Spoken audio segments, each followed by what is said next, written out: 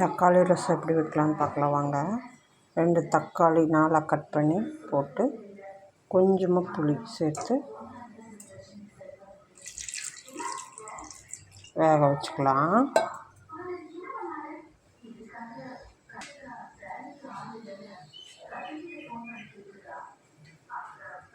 சாப்பாடு வச்சாச்சு.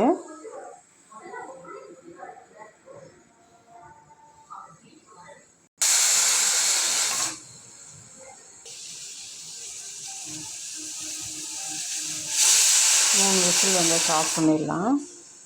தக்காளி வெந்துருச்சு. கருவேப்பிலை, மல்லித்தழை,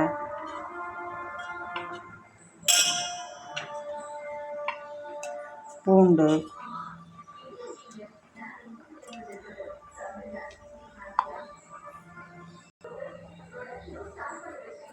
பெருங்காயம்,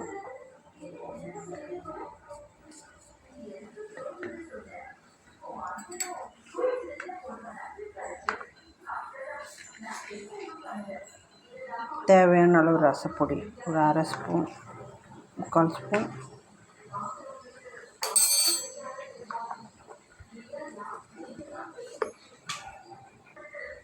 தேவையான அளவு உப்பு.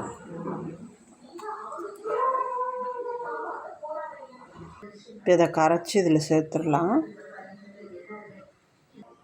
புளி கரைச்சி சக்கையை வடிச்சிட்டு தக்காளி அதில் போட்டு நல்லா கரைச்சி இதில் சேர்த்துக்கலாம்.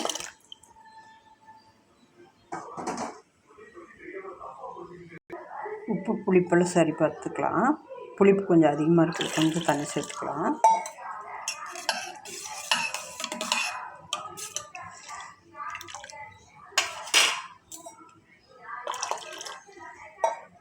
இப்போ தாளித்து விட்டுக்கலாம். ஒரு கடாயை வச்சு எண்ணெய் சேர்த்து கடுகு சேர்த்துக்கலாம்.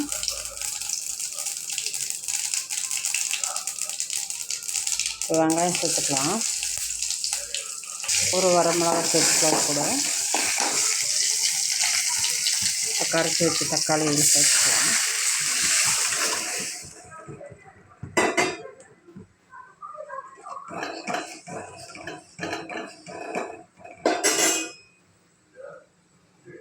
கொதி வரட்டும்.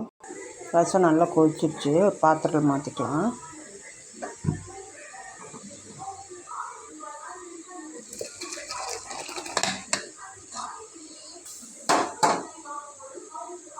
ரசம் ரெடி. சூடான சாதம், கீரை கடையல், தக்காளி ரசம், புடலங்காய் பொரியல்,